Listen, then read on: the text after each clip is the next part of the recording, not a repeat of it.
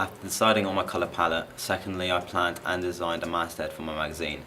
My research taught me that this is a major selling point of a magazine product that needs to connote the genre and represent the target audience through colour, typography and Lexis choices.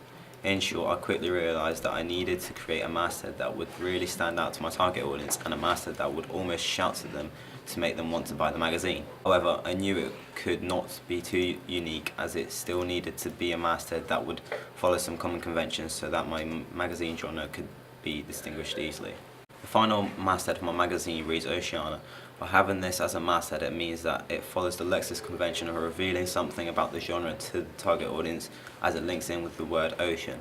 And because of the fact that the genre of my products is surfing, it links to this along with the region of Cornwall that relies heavily on the ocean for tourism and fishing.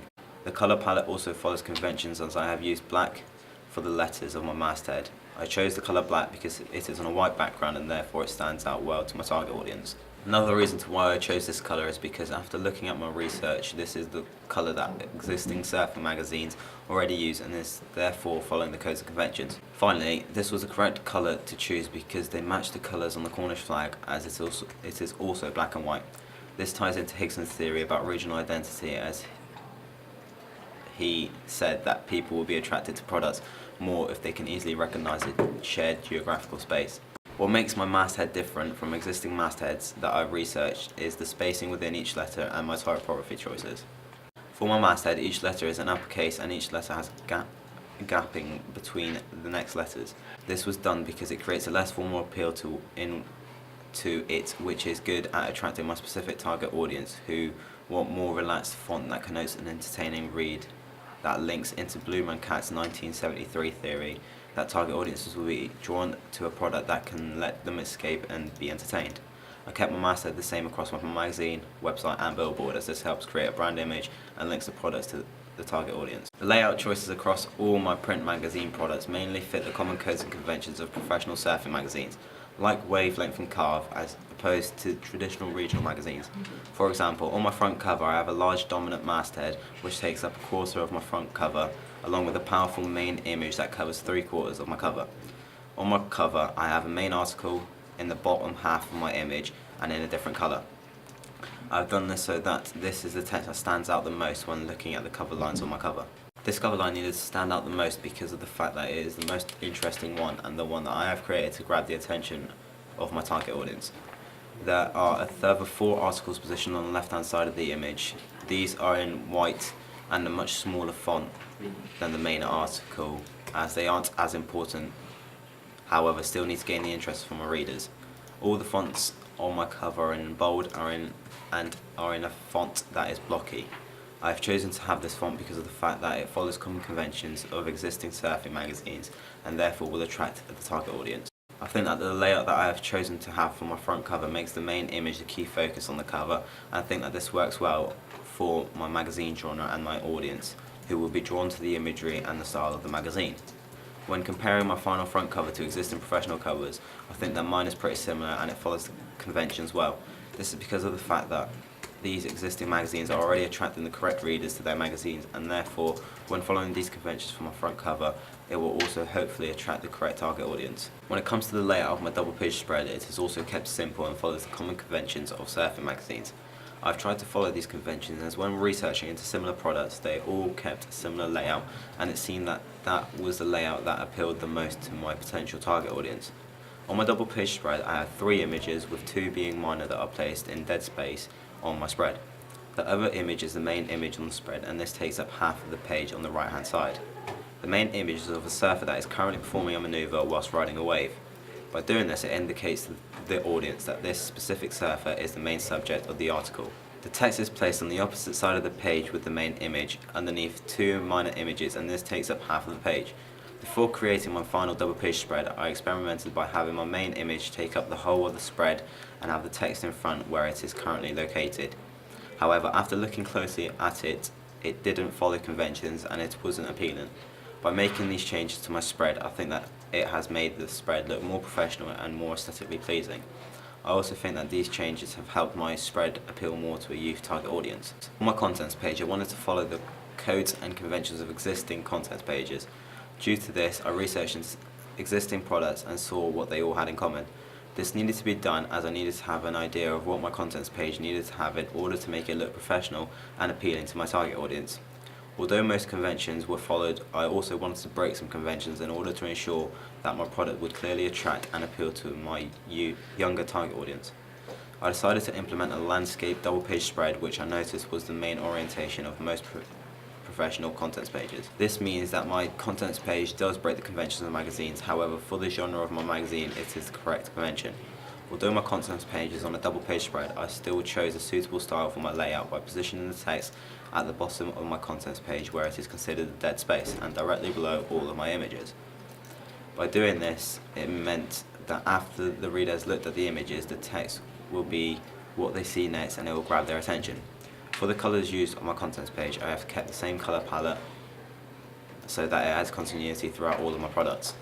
Although I like all of my layouts, my favourite is my contents page when it comes to the magazine products, as I think this shows more creativity and will perhaps appeal the most to my target audience, as it is the most original out of the three layouts. However, I think my young target audience will like the layouts of the cover, content and double page spread, as I have broken some traditional regional magazine conventions in favour of following layout conventions you see in surfing niche market magazines, while adding my own creative style to make a unique, fresh product that represents a young target audience who wants something different and exciting to read. When it comes to the layout of my billboard, I have decided to keep it simple as well by having a dramatic landscape picture of a surfer who is currently in the middle of a wave performing a maneuver, and also have the logo and name of the surfer on the billboard. I have chosen to make it simple and hoped that by doing this it would connote my product as part of Cornwall.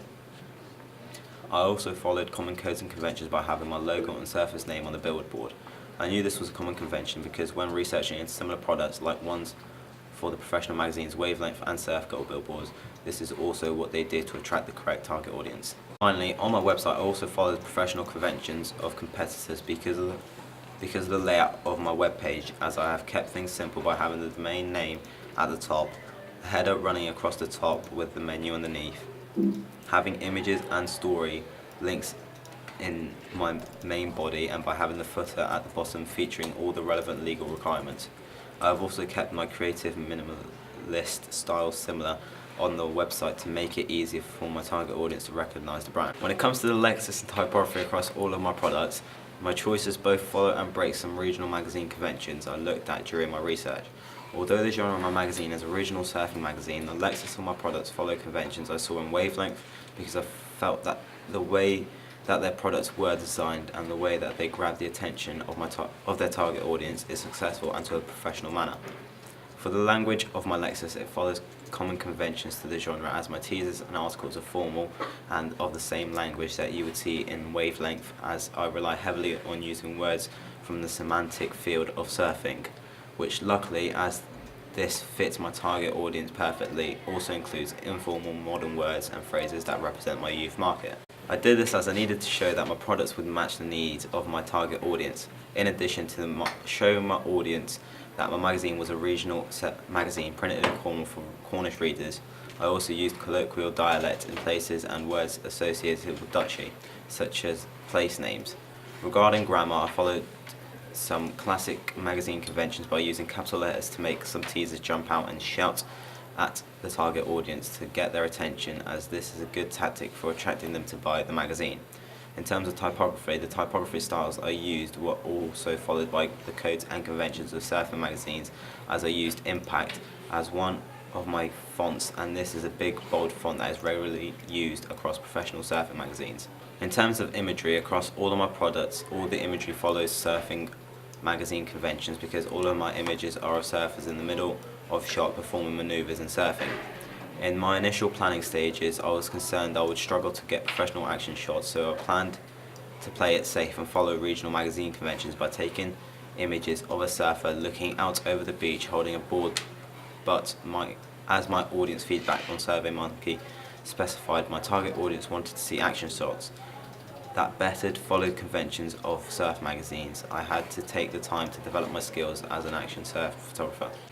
This was not easy, and it took me about 4 months to get usable professional images, as it took a long time to master the 300mm lens and 5D kit in different lights and surf conditions. I am glad I took the time to do this, as the end result is I have an array of images that look extremely professional and better represent my target audience. For example, the image on my front cover is a medium long shot of a surfer currently on a wave. The image on my double page spread is an extreme long shot of another surfer that is currently riding a wave. And finally, all the images on my contents pages are of surfers that are currently in the middle of performing a maneuver.